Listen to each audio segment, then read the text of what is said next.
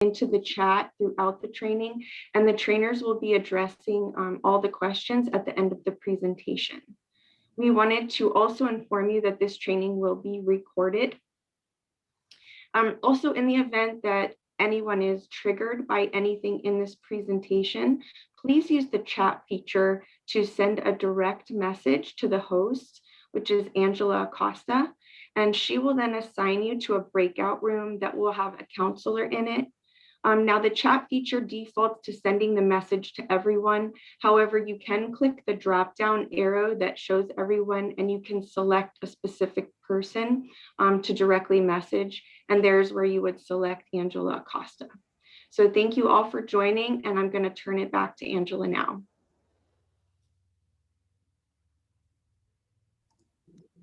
Crystal, and I'm writing a message in the chat so everybody knows my name and how to access me in case, like Crystal said, if anybody's triggered by anything in this presentation, just send me a message and we have a counselor that will be available to go into a separate room if needed. And I'm going to hand it off to Michelle Mueller, who will be introducing our presenter today.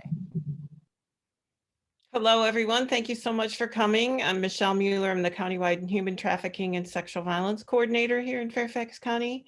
And we're so delighted to welcome Doug Tinder to speak with us today.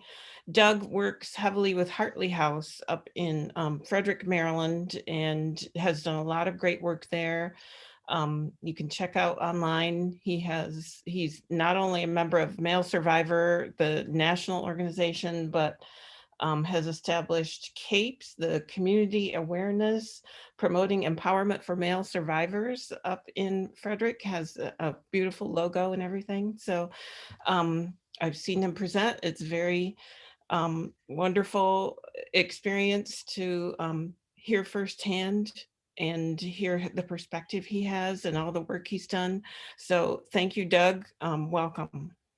Great. Thank you, Michelle. I appreciate you guys giving me the opportunity to speak today. More than willing, and I'm pretty much an open book. So as we go through this, please don't hesitate to ask me any question. There's not too much that will be off boundaries, and in all fairness, if there's something I'll just say I'm not ready to answer that. So like I said, don't be shy. There's a lot of information that I'm going to go through today. I never quite know where to start and where the audience may take us. So I try to hit a little bit of everything as we go through this today. So again, thank you so much for letting me speak today about this very important topic. And we can get right into it. I guess you're going to share the screens. Great. I think we can just go on to the next slide. So part of the discussion today, just relevance to our environment today. Sexual abuse and sexual assault's getting so much more visibility. So much is coming out of the woodwork. You've got Men Too, which is sort of a spin-off of the Me Too movement. We've got the Boy Scouts in the news. We've had the Penn State Sandusky, Spotlight, Larry Nassar, the list goes on. So, part of the discussion today, and again, thank you for the opportunity, is to kind of get this out in the open and get folks starting to talk about this, especially for male survivors. It's a very difficult thing to talk about and hasn't been talked about. So the more that we can do things like this, the better. Each time I've done this, there has always been a survivor or two or many in the audience that have been sitting in silence, both male and female. So if you're here and in the audience, thank you for coming. You're not alone. And hopefully some of the information I share today will resonate. And then for the providers in the audience, hopefully I can give you some insights into sort of what the healing journey is like, specifically from a male perspective, as I've gone through that. Sometimes where to start in that journey, in that story is difficult, but I'll actually start a little bit in the middle, backtrack, and then come forward again. Next slide, please. So just a quick highlight of the numbers for folks that may not be aware. I always like to show these stats. Estimated numbers are 1 in 6 men. On the female side, it's actually 1 in 4 have experienced a sexual abusive experience before the age of 18. And the real interesting part here, specifically for male survivors, is 90% of men will not report the abuse. I think it's just in our inherent nature that it's something we don't talk about. And for those of us that do disclose, on average, it takes us 20 years or so to get to that point. So if you can get a sense of how long much of the abuse and the trauma has been carried by a lot of the males that have experienced this, they carry it for a long time. And I think to some degrees that does make it a little bit more difficult that when we do seek the healing to get through that. And then, you know, the about 90% of the children who are victims of sexual assault actually know their abusers. And I'll get into that a little bit as I was groomed. And if you have any reference to adverse childhood experiences, very interesting topic. I won't get too much into that today, but if you have some time, spend some time with that. With 1 in 8 children have 4 or more of those occurrences. Next slide, please. So who I am, I've been on a healing journey for about 6 years or so now, personally. My abuse occurred in my adolescence over about a 3-year period of time. And I was raped during that period. And so why am I here today? With those events that happened to me and where I am on this healing journey, it's very important to speak to the survivors, the secondary survivors, and the community that support those survivors. Because the abuse extends so much further beyond just the survivor themselves. The secondary survivors, those that are supporting the individual, are also impacted as the trauma begins to seep out. And the importance of community support, I can't stress enough to the healing within the male survivor community. I actually started a local group up in Frederick, actually a result of attending a group down in Virginia, and the healing attributes that come from that were amazing. So I'll get into that. So I'm going to start a little bit in the middle of my journey on the catalyst that got me into my healing journey. As I had mentioned, my abuse occurred early in my adolescence. And it was starting to become a perfect storm for me later in life. My son was going off to school, off to college. My career was changing slightly. So my life was, changing and moving. And a lot of the trauma would seep out here and there over my life. And at this point in time was getting stronger and stronger and stronger. So I knew I needed some help and needed to find some direction. Unfortunately, I'm a faithful, I shouldn't say unfortunately, but I am a faithful individual. And, I relied heavily on my faith to get me through a lot of my life and a lot of the trauma to move forward. And unfortunately, as I started to come forward and try to speak about some of this to somebody, I had opened up to a priest, and unfortunately, that didn't go well. And that was a catalyst that threw me into therapy. So sort of in, you never know what's going to drive you into recovery or into healing. So next slide, please. So I always like to preface this with a little bit of who my abuser was. He has since passed. He was a high school guidance counselor, a church-going individual, ex-military, pillar of the community. And this is actually from his obituary that stated, he made his family the center of his world, no armchair Christian. He lived his faith. he took Jesus' teaching that wherever you did for the least of my brothers, you also did for me as a marching order. So when we speak of those 90% that know your abuser, this is an individual the community clearly would not anticipate was abusing a child sexually for such a long period of time. And I suspect there were probably others, I just don't know. Next slide, please. So wanted to get into the grooming a little bit of, how does this happen? And I think many of you may have, heard this before, but, it is about gaining the trust. As children and adolescents, we have a natural respect for our adults and elders, or at least that's what most of we're taught. And then with the grooming, suddenly we have an obligation to keep secrets. As that grooming occurs and we gain the trust and the respect, something happens, and then suddenly now we have an obligation to keep this a secret. And then there's also the push from generally the abusers to make it the child's fault. And this can be so subtle, it may not be direct, or it may be threatening in some fashion or some form. And then often, at least in my case, my abuser was a mentor. He became a father figure, became everything of that, and had 100% of my trust. I often say that, if I was asked back then if somebody had an inkling that something was going on, I probably would have more than likely denied it to the ends of the earth. One, just because of the fear and the challenges associated with it.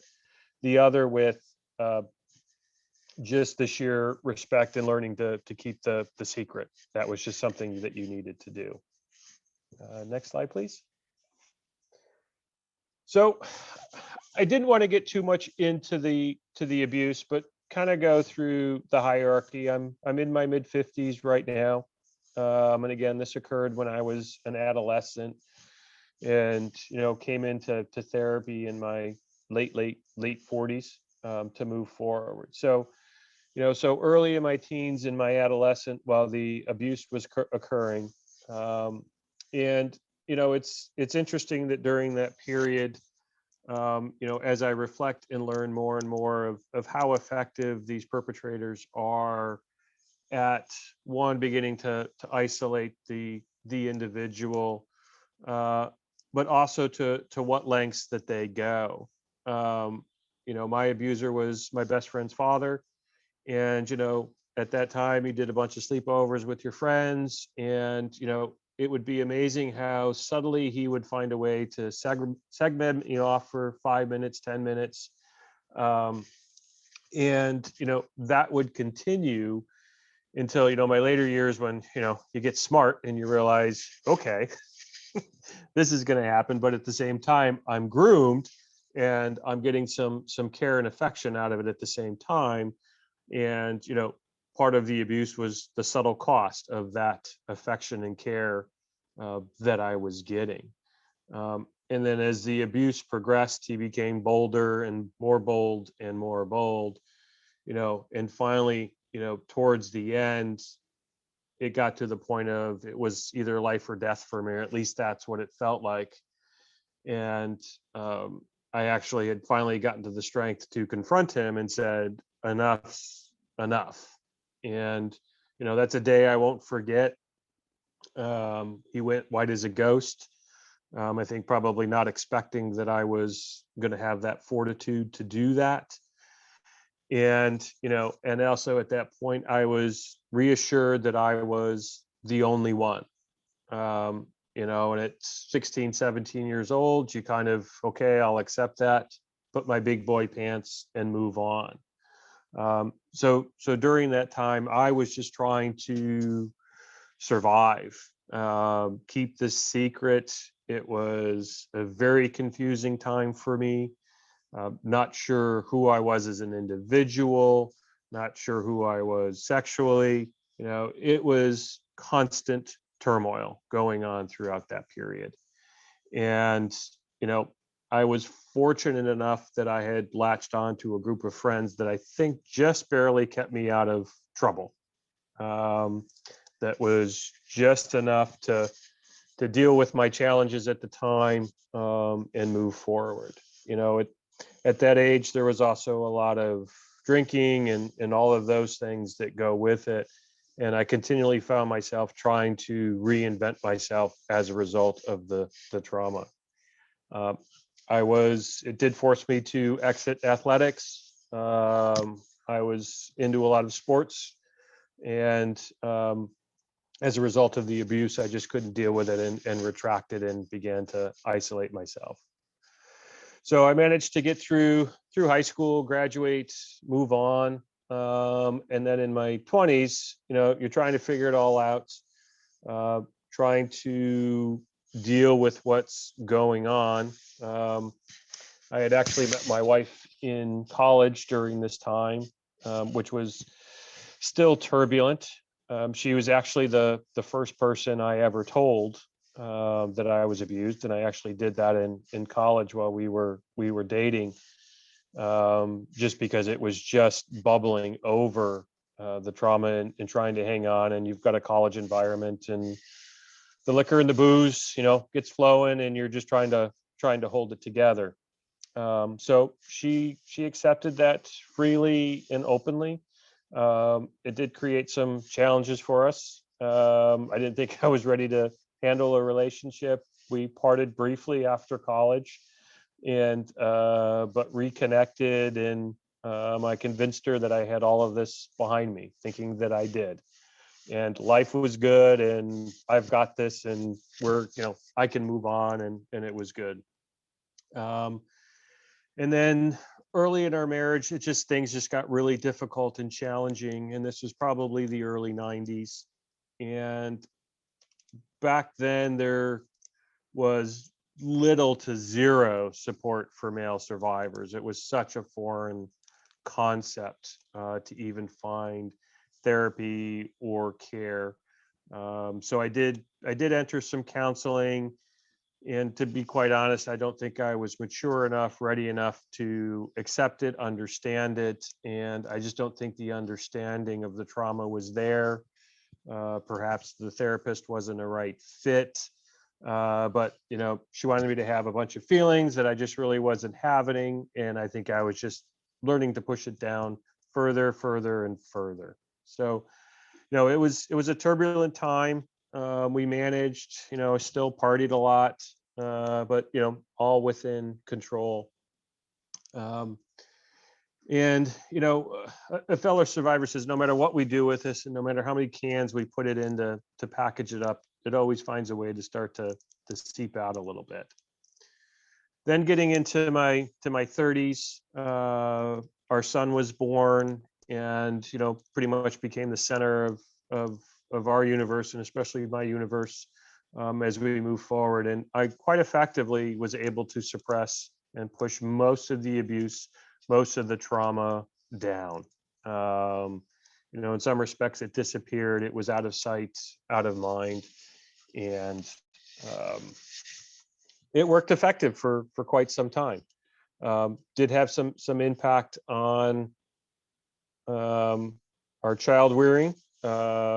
I think my wife says sometimes I gave my son a little bit too much love and a little bit too overprotective. And I think that's just a result of my own childhood. So the 30s were relatively stable, but probably a little less emotional as well. As I hit the 40s and life was changing, my son was growing, he was becoming of age that I was when I was abused. And I think that in turn generated some trauma resurgence of, you know, what had happened and what to protect. And just started to disclose my story and where I needed to go. And I'll get into a little bit on another slide.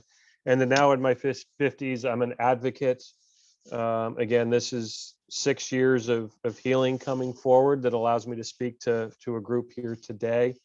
And I found that, you know, sharing and talking is extremely therapeutic for me.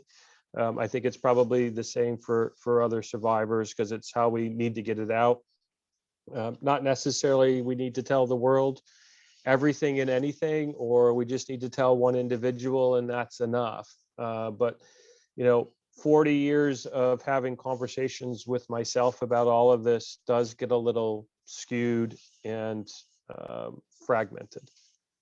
Next slide, please. So I'm not sure if everybody recognizes who this toy is on the screen. Good old Stretch Armstrong. I used to have it when I would do the in-persons and I'd pull them apart. But as we go through the healing process, I think we somewhat need to remember how elastic and resilient we are, that no matter how much we get pulled in different directions and get misshaped and all of that, we do come back to the center, and we can get compressed and we come back. So, and I think as we go through the healing process, that's actually what starts to happen. As we start to unearth and explore all that has happened in relation to the trauma, and actually learning to understand how we actually learned to cope, and whether or not how we were coping was actually working for us or not. Next slide, please.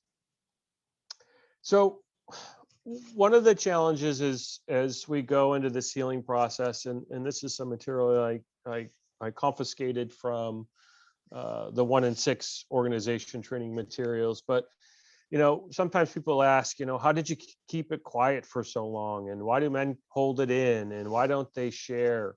Part of that's just cultural. It's the way we were raised. It's the way we're culturally conditioned. We have to be the most informed. We can't have any gaps. We can't be emotional. We can't be helpless. We're not victims. We're not needy. We're not submissive. We're not vulnerable. All of those components is what we're taught to be, that lead into all the masculinity that we are. And a lot of times the abuse has taken all of that away from us at some point, and we come back with a vengeance to counter that loss of some of the masculinity with the abuse. Next slide, please. So this is a quote that I took from another survivor, and it resonated with me on multiple times as I went through some of this healing journey. And the challenge becomes we become masters of our own silence. We've learned to keep secrets. We were taught to keep secrets, and we were taught to keep one of the most intense secrets that we probably will ever have to keep.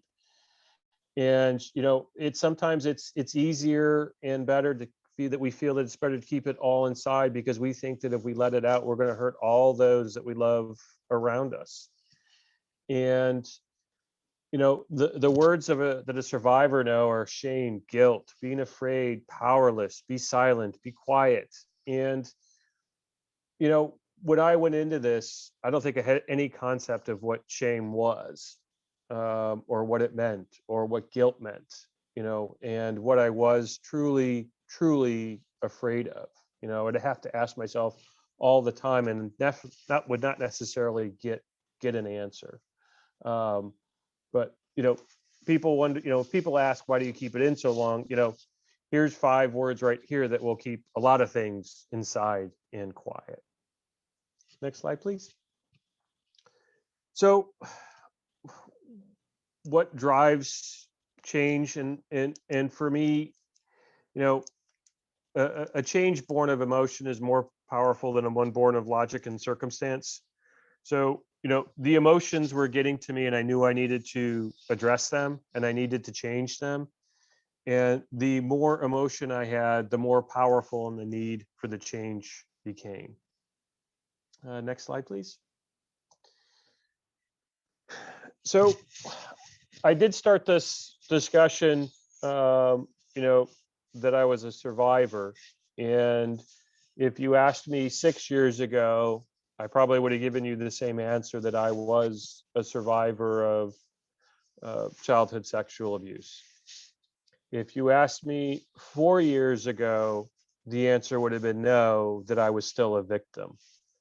And I think one of the difference being is that, I can cope with the realities and the difficulties and the emotions that now come from the trauma. Up until, my early 50s, he still had me as a victim. He was still in my head every day.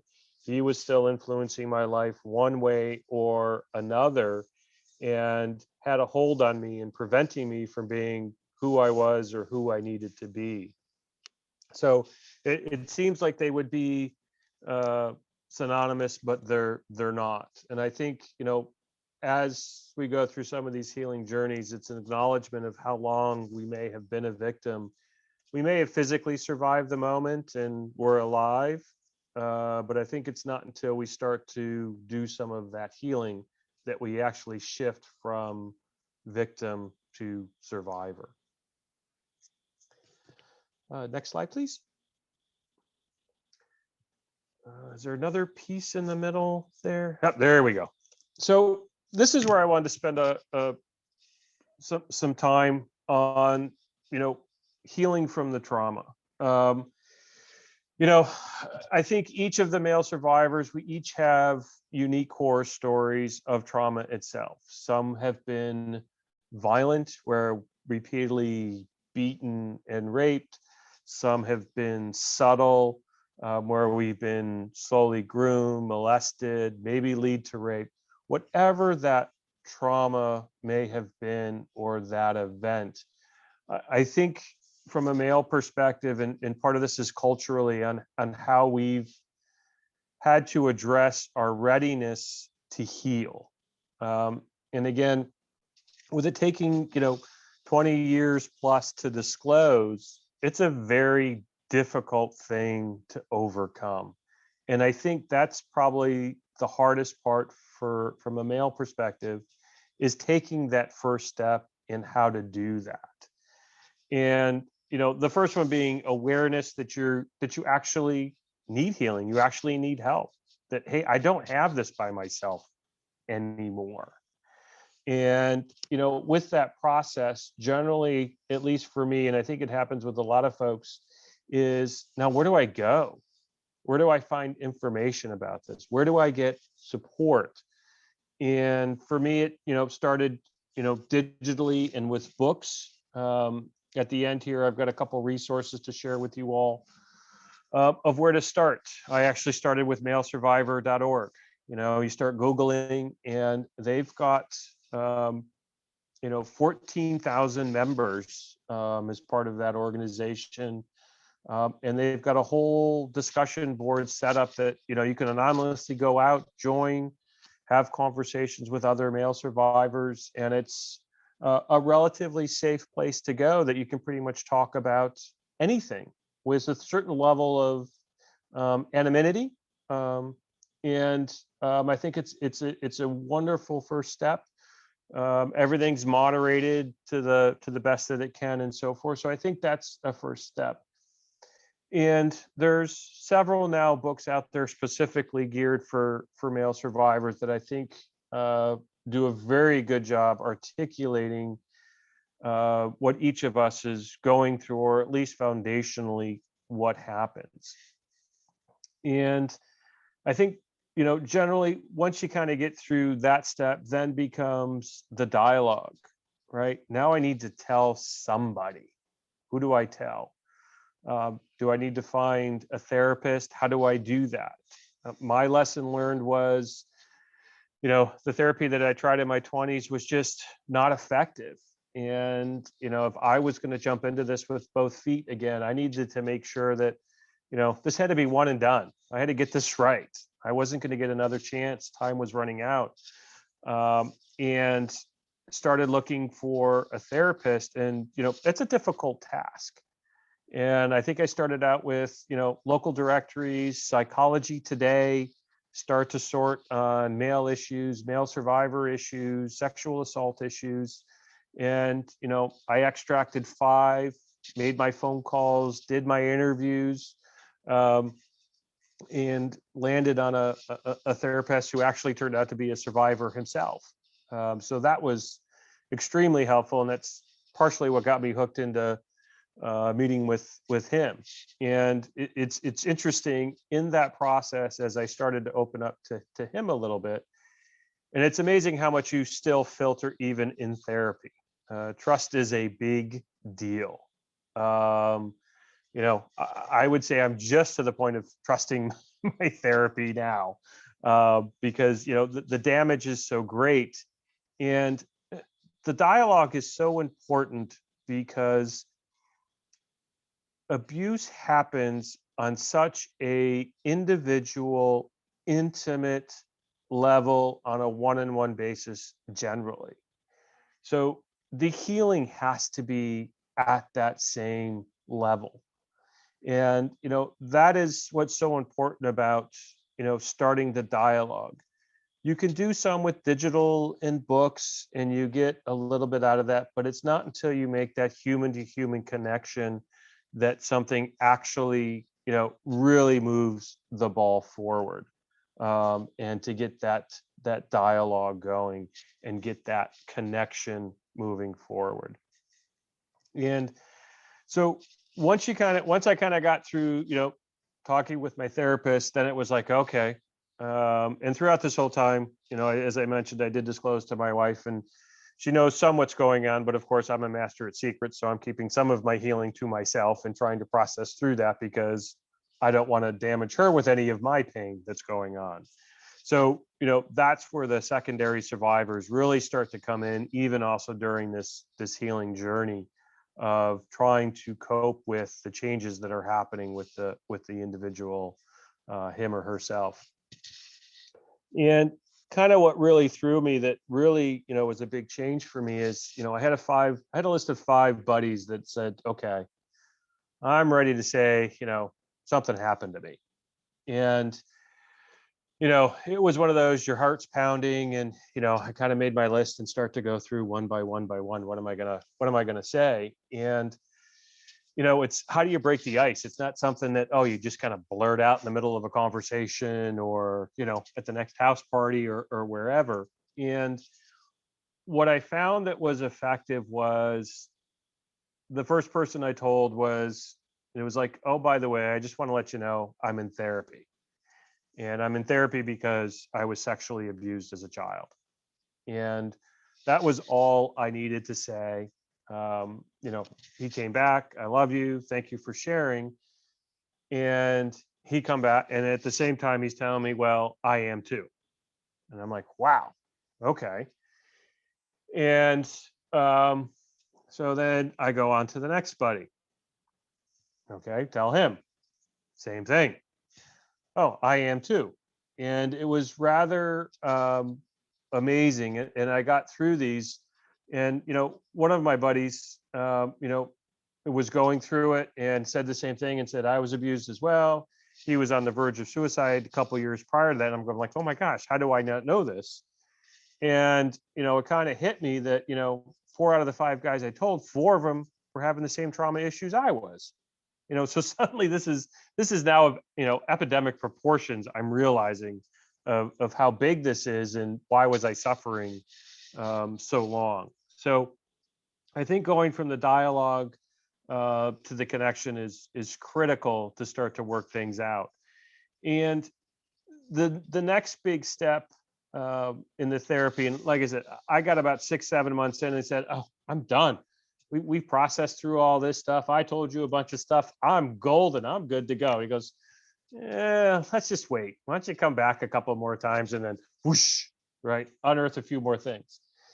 And I think I was about 18 months into therapy when I said, I think I need to go talk to other guys about this, and went searching for a group. And let me tell you, they're just not out there. They just don't exist. They're rare. They're hard to find, and getting the connections. And fortunately, Male Survivor actually pointed me to Virginia and the Fairfax Survivor Services group. And that was a life-changing experience for me. I remember showing up for that first group meeting. And again, my heart's pounding out of my chest. I don't know what to expect. I don't know what I could, can't, should, want to share, and how it goes. And it was an unbelievably rewarding and fulfilling connection, and really changes the direction of the healing process, because suddenly you're surrounded by a group of individuals that are saying, I get it, I understand exactly what you went through.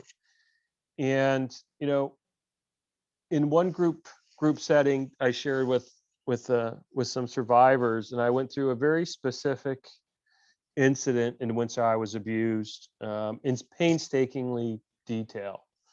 To the sound of the clock on the wall, to the type of clock on the wall, to all those finite memories of that moment. And I finished, and one of the other survivors said to me, although I don't relate exactly to that story, I know exactly how you felt the moment after. And it's that connection in community that really, really, really makes a difference. And each time I think each of us does that in a group setting or either individual therapy session, that changes and takes some of that away. I had so many different broken pieces of me that I had to pull back together and overcome in order to take each of those steps. Next slide, please. So again, sticking with the circle of healing here, some of the healing topics to share with you all. As I went through the therapy, there was quite a bit of reliving the trauma, and it's work, and it's painful, and it's unsettling. When I first started, I could remember even just, completing a therapy session, next day going out for a bike ride, backcountry roads, and actually having to pull over and vomit because so much of it was just coming out and just pouring out of dealing with all of those components and all of those emotions come flying out. And after many of therapy sessions, pulling over and sitting in a parking lot for an hour and just crying and letting it happen. Because just processing through each of those components, and sometimes it's event by event, or period of time by period of time. And I did embark on EMDR. I still do EMDR on occasion. It is probably one of the most effective therapies I think I have encountered. And it is intense. I was really nervous the first time I started it, but I'm a very visual person, and I can visualize, events and components in my mind very well. So it was very, very effective for me, and definitely speeds up the processing window to get through some of the trauma. But definitely allowing time for after each of those sessions to pretty much assume the rest of the day's shot. I was fortunate enough during this period, I was working from home quite a bit. So if I needed 2 or 3 hours to recover from therapy, I could. The other big piece through the healing process was journaling. I've got 300-400 pages of journaling I would write every day, whatever would come up, especially after therapy sessions or meditations. I would just be putting words on pages. I've never gone through and reread those journal entries yet, but it is a very effective technique to just get it out and say what's going on unfiltered. So extremely helpful. Masculinity, I talked about this briefly before. Again, this is a biggie. I think from a male's perspective, this is probably one of the biggest challenges. And I think dealing with masculinity and getting into a group setting really changes the game, and it provides a safe environment. It does take time to get there, to be in that safe environment, to break down some of those masculine stereotypes, to be able to start to share. When within the group, you can see when the individuals want to share, they're on the edge of their chairs. You can see the words wanting to come out, but they just can't. Eventually they do, but I think having that group setting really is a game changer. Alcohol and substance abuse. So I've had my run-ins with alcohol here and there. Again, as I mentioned earlier, in my teens and 20s, a bit of a party animal. I can see the draw for the coping, the suppressing, take it away for a moment. As my therapist would say, after you do that, you bring in the fire hose and you get up the next morning and everything's all wet. So it doesn't usually work too well. So, I think that's just a natural challenge to overcome. I think it's a natural demon that comes in that we each have to face and deal with and make sure that we manage and are acutely aware of. Suicide. I think the last stat I saw is 50% of male survivors will consider it. 20% will actually attempt it. And, a big part of that, I get it. I had some instances in my 20s, which I gave that a thought, that the trauma had become so great. And, later on, as I went through therapy, it's actually not, at least from my perspective, it is not a emotional decision. It is a logical decision. It is a doorway out. It's not a good doorway out, but I think individuals, when they start to think about that and encounter that, it actually becomes a logical answer, not a emotional answer at the time. Relationships, that's a biggie. As a survivor, and for me personally, going through a lot of this, it strains all of your relationships. So not only are you rediscovering yourself, you're processing your trauma, you're reliving those events, you've got new emotions, new components, new boundaries, new areas of safety, and trying to manage your own feelings, emotions, and try to maintain intact other intimate relationships is hard and very, very difficult. So it really does put a strain on that. And unfortunately, some of the relationships don't make it. My wife's a saint.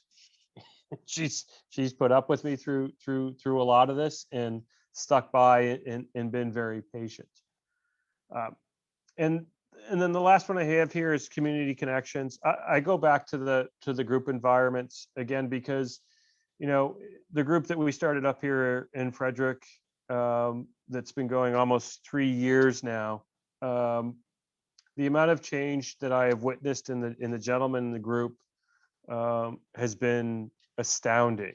The growth, the personal commitment, the level of openness and vulnerability is unmatched. And it just continues, every other week that we meet, and it just continues to get deeper and deeper every week.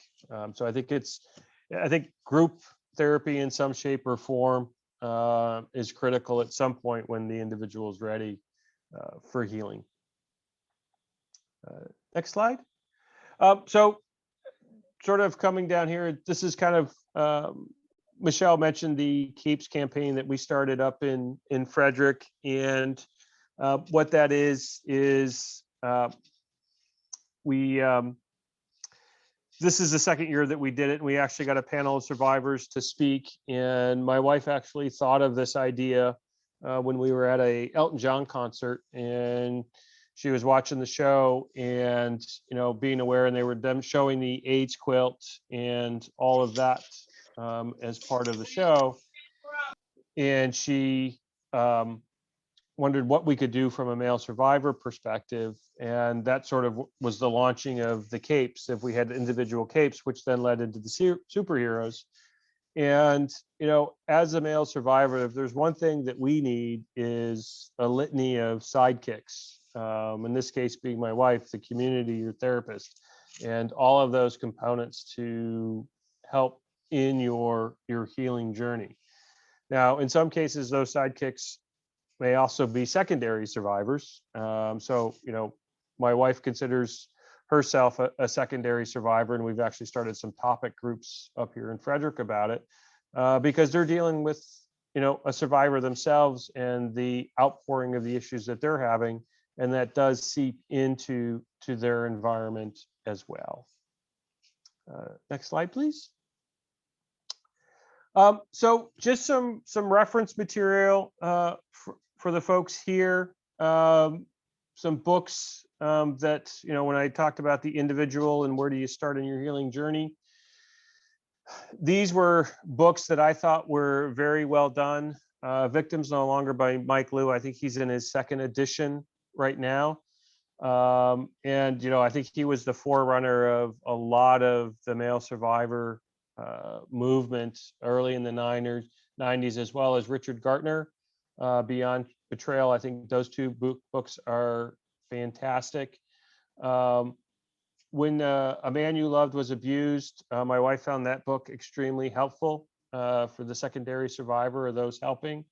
And Nice to Meet Me was a story of a military individual that it was a relatively short book going through his journey. And then on the digital, as I mentioned, malesurvivor.org, they've got discussion boards and live chat, 1in6.org as well. I believe they have chat meetings, I think, once a week. No More Stolen Childhoods is a small organization up in Maryland. Menhealing.org, they actually do weekends of recovery. We actually do a full weekend of work and components. And then Darkness to Light and Rain were the other key areas for some digital support. And so lastly, what I ask is a call to action to help normalize the conversation, especially around male survivors. See if you can find 10 people to bring it up and say, oh, hey, I was in a session this week. Review what your stereotypes and doubts are. Take an inventory of, does this really happen to men? Does it really happen to boys? Why are they acting this way? Read any of the books, and just write down ways that you might be willing to take action. So with that, I open it up for questions, comments. I said I'm an open book, not too much I won't share or discuss.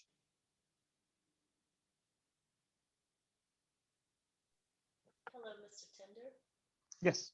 Hi, good afternoon. Thank you so much for your presentation. I really appreciate you. It actually hits home for me. My son is a teenager, and sadly, he was abused by a fellow student in 8th grade. So he's now in 9th grade, so it hasn't been too long. But I'm very concerned, of course, of abuse of any children. It's horrible, and my heart breaks for you. But I'm so happy to hear that you are progressing along in your healing. My son did disclose to me, though, that this happened with a fellow student, which I'm, based on what you've indicated, it's phenomenal, for him to recognize that and to say that this was not right. What do you recommend as part of his healing process? What can I do aside from sending him to counseling, which unfortunately with all this crazy 2020 has been so saturated with other issues for these youngsters? Yeah, I mean, I think, being supportive and listening is, clearly key. I think the challenge will be being patient. So, I mean, if there's one thing I wish, I was disclosed and open at that time as well.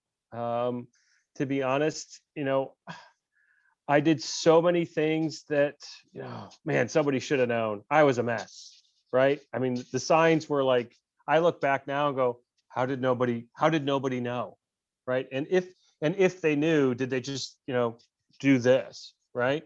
So, you're already light years ahead, just the fact that he disclosed. I suspect at that age, I had issues around my sexuality. What will my friends think? Do I have to tell who do I need to tell? If you think about it at that age, the the adolescence, and you're just maturing, it's more important of what kind of sneakers you have for school that day, right? And now you want me to tell the world all this just happened to me, right? And what are they going to think? And I think the hard part is, there are so many people out there that you don't need to be afraid to disclose and to share, because everybody's hurting in some way or some form and will get it. So I guess my advice is, to the extent that maybe if the counselor can find other kids that have experienced the same thing,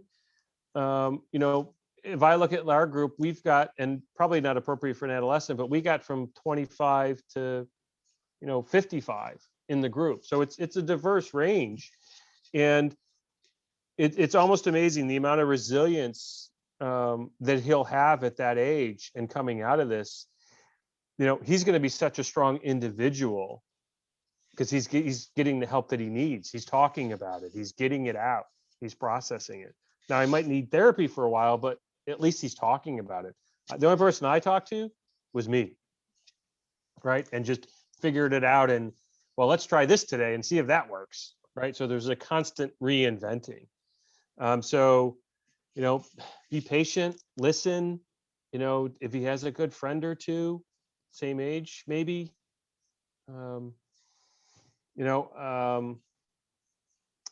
we did have an individual on our Capes campaign. If you go to the hartleyhouse.org site, we did get last year's recorded, and we had a parent on whose son was abused by his coach.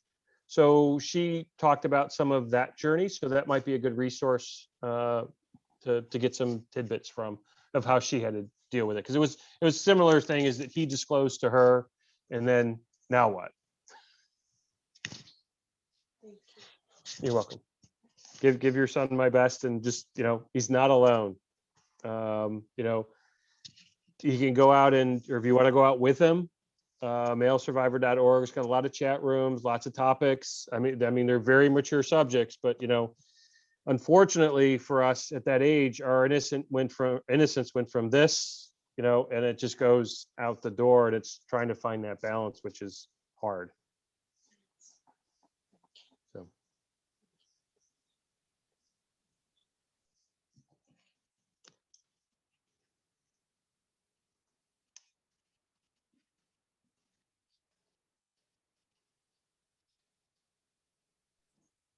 You have a question in the chat that said, it didn't work with your first therapist. What did you not get from that person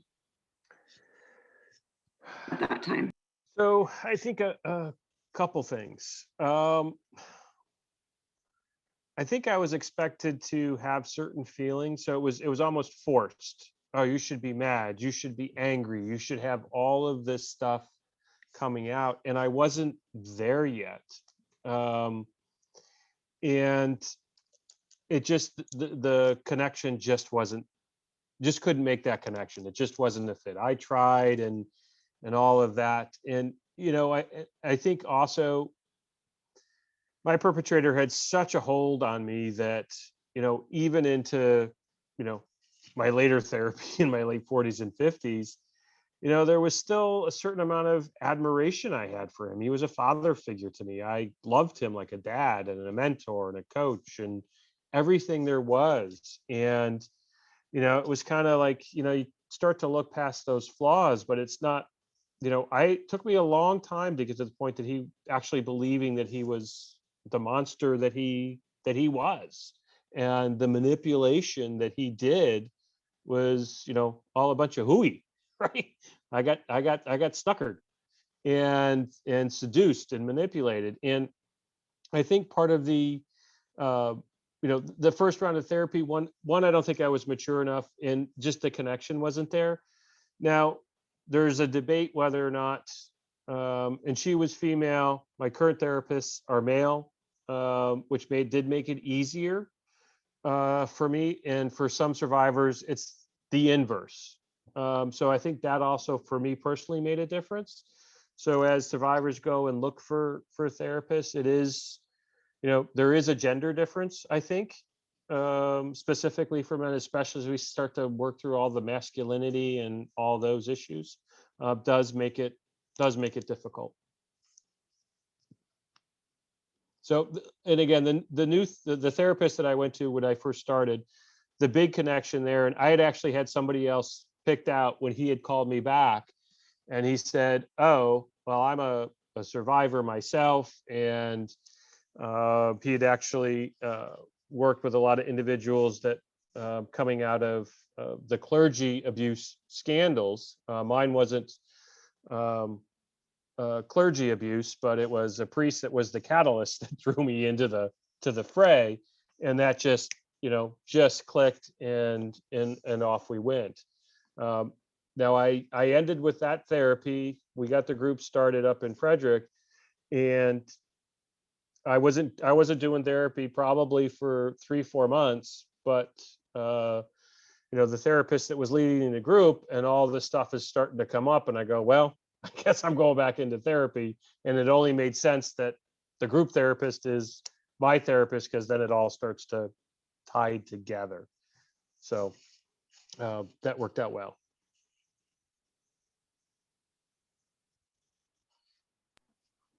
Thank you. Brianne is saying in the chat, also, thank you, Doug. And the secondary survivor is a new term for her, and she feels she recognizes the impact of being in relationship with someone who has been a victim. Yes, and I think, I'm not sure, I might have to give credit to that for my wife coming up with that term of secondary survivor, because that has always been that's been a big challenge for us, and as in a relationship going forward, because there is so much fallout from the abuse that it transcends into the relationship. And she gets angry as well at the perpetrator for now having to deal with this problem. It's now affecting her life, her family's life, and so forth. So it's definitely worthy of note, and they need support as well. When I first told my wife and got into this, and she tells the story, I didn't want to let her tell anybody, right? So she's having to keep this secret as well. I think, for the individual with the parent, I'm sure her son may be saying the same thing. I don't want you to tell anybody, because I don't want anybody to know. I'm not ready for that yet.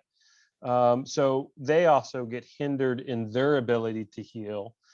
My wife is, very vocal and social and an extrovert, and I'm an introvert. So, that is, was her process for healing. So, it does to get to be tenuous, and, survivors, at least for me personally, I'll have a tendency, excuse me, to withdraw, retract, as I'm trying to get through what's going on in my head, because I can't share the story until I've got it straight, because it all comes out like gobbledygook and it makes no sense, and you're going to think I'm crazy and I'm nuts, and I've lost all my marbles, when somebody said, could you just plug a cable into my head and you'll get it all?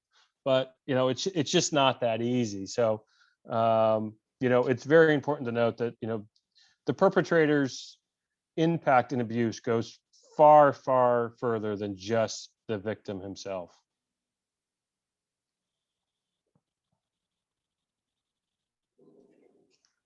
There's another message from Melanie. She says, thank you so much for your honesty and courage. As far as you know, has anyone said they were also victims of your abuser?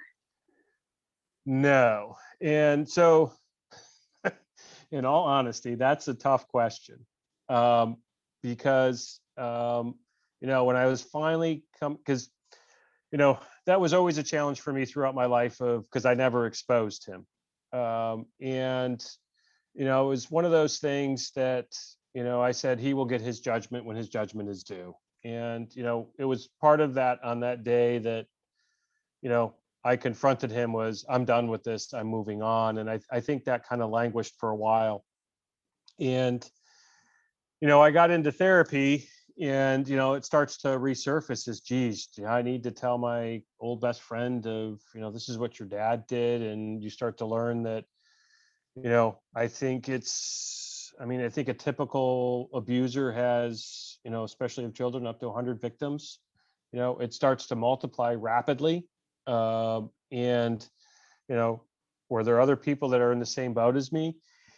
And unfortunately, he passed before I got to that point. And I'm still kind of on the fence of whether or not I tell my friend of what his dad did to me for, because there could be others. And the question I always have to ask myself when I tell the story is, what's in it for me? Am I going to get something out of this? Is this going to help me heal? Is this going to make me feel better? And, it's that shifts left and right depending on the wind. Because, part of me says, well, if there are other people out there, they should know. But then there's the other part of me that says, well, do I really want to hurt my friend that bad? Right? I mean, he was my best friend, and, this could be devastating. And, does that, it's a difficult question that I don't have an answer for, but I have not disclosed to my friend or heard of other folks impacted as well.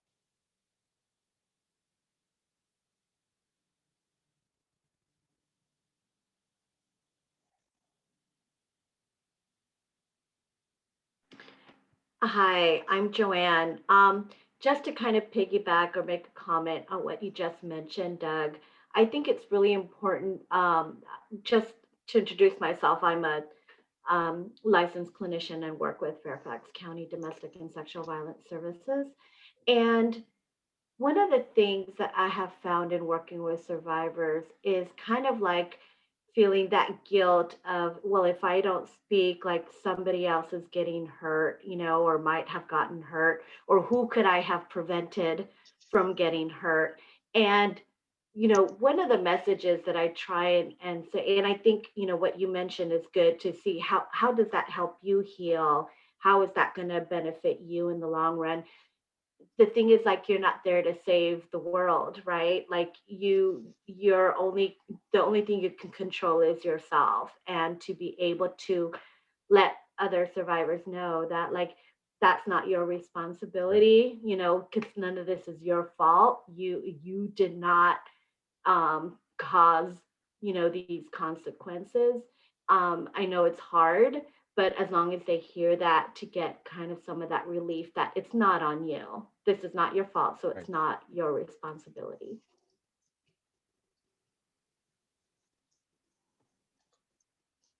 Well, and I think just to piggyback, and I think that's part of the, and I'm thankful for for Diana's son for coming forward to her. I think that's, that's just fantastic, because, it's in the news, and, the big fear is, okay, well, I need to get this out, but oh my God, that means I have to, am I going to be on the news, and am I going to do this? And, all of that that's an enormous amount of pressure, and to be honest, I think it's even more today than when it happened to me, because it is an immediate today, and it's everywhere. And how do you handle that? And that's a difficult thing to navigate.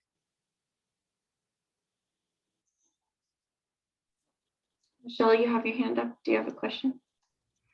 I guess sort of a related question of, we do see young female survivors who do get activated and want to do advocacy and, change policy and get publicly involved. And do you think that it's different for young men because there's even more stigma, or do we need to encourage those female-led groups to be more accommodating to young men? I'm not sure what you would say, or if you have an opinion. Yeah. So, yeah. And again, I think it's baby steps. It's baby steps for men, and it's hard because I think, in fairness, the services for women have been around for a long time. And quite frankly, the women are just better at it. They're better at talking. They're just better at it than we are. We're not trained that way. Now, I think my son's generation, what are they, Z's or double Z? I don't know. They're a little bit better at it. They're a little bit more open. So they've gotten accustomed to sharing with each other. But, it is making it, it's almost the marketing, right? It's an individual. And again, I go back to, this was such an intimate betrayal at a one-on-one level. And the outreach has to be at that same level initially, especially for men, I think, and for boys. That makes it that much harder. And finding the services and the marketing to pull them in or let them know that this is male based or male friendly or whatever it be, is important. That's one of the things we've been doing with Hartley House is, and I give them so much credit for embracing me, embracing my wife, embracing the community for this male specific mission. They're originally a shelter for domestic violence and abused women, and to expand the charter to be against all domestic violence.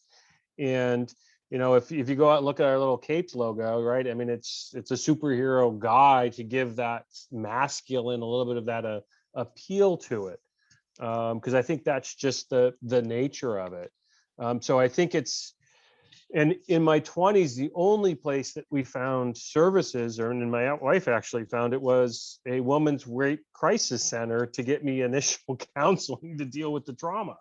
So it's a matter of targeting those resources, I think, is what needs to happen specifically. And at some point, we'll meld them together. But I think it's just such an intimate topic that, the gender segregation, I think, to some degree is required, and the marketing and the messaging and all that has to be done that way as well.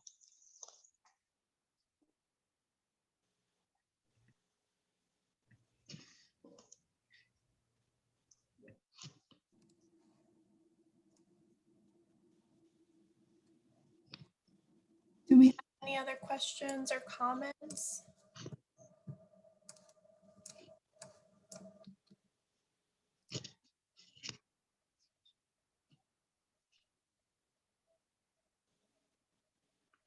So I don't see any more questions coming in through the chat box. Doug, thank you so much. Absolutely. Sharing your story and enlightening us with so much information. For everybody here, like we said earlier, this presentation was recorded, so we will send out the slides as well as the recording of the presentation. If you have, the presentation was set to go until 4:30, but we are giving you back 18 minutes of your time today. So if you wouldn't mind just completing the survey that Michelle Mueller just put in the chat box. It's an evaluation. It'll take 2 to 3 minutes. It won't take you that long. If you just wouldn't mind, we are trying to gauge what other topics to include in future presentations and trainings. So again, Doug, thank you so much for being here today.